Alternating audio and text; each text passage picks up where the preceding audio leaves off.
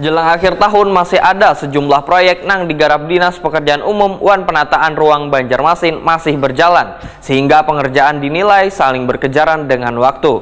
Dikhawatirkan pengerjaannya menjadi asal-asalan. Pihak pelaksana proyek pun diminta berkonsultasi dengan konsultan maupun kontraktor agar proyek nang masih berjalan bisa selesai tepat waktu wan kada asal-asalan. Jelang akhir tahun masih ada sejumlah proyek nang digarap Dinas Pekerjaan Umum wan penataan ruang Banjarmasin masih berjalan sehingga pengerjaan dinilai saling berkejaran dengan waktu. Dia khawatirkan pengerjaannya menjadi asal-asalan. Demikian diperintahkan Wakil Ketua DPRD Banjarmasin Muhammad Yamin Waitakuni Prima TV jelang tengah hari Selasa 27 Desember 2022.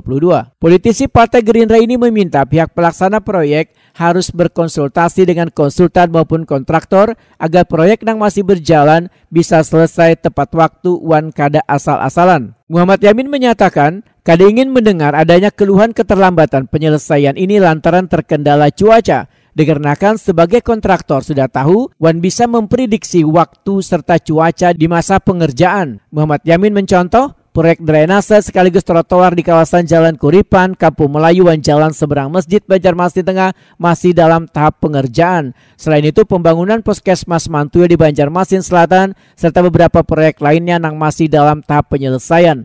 Muhammad Yamin pun meminta Komisi 3 untuk turun ke lapangan memantau pengerjaan yang dilaksanakan Dinas PUPR Banjarmasin ini.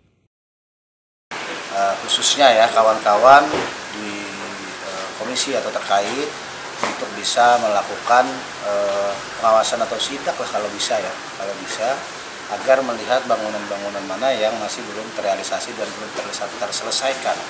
Karena kita berharap sekali lagi bahwa anggaran tahun 2022 ini bisa terserap dengan maksimal dan jangan sampai ada yang tertinggal, artinya tidak terselesaikan. Nah ini juga perlu nanti dikoordinasikan dengan pihak terkait ya, khususnya pemerintah kota dalam pelaksana, kontraktor juga sebagai pelaksana di kegiatan tersebut. Nah ini kita harus saling menekankan dalam kegiatan-kegiatan yang belum terselesaikan sampai di akhir tahun di bulan Desember ini ya.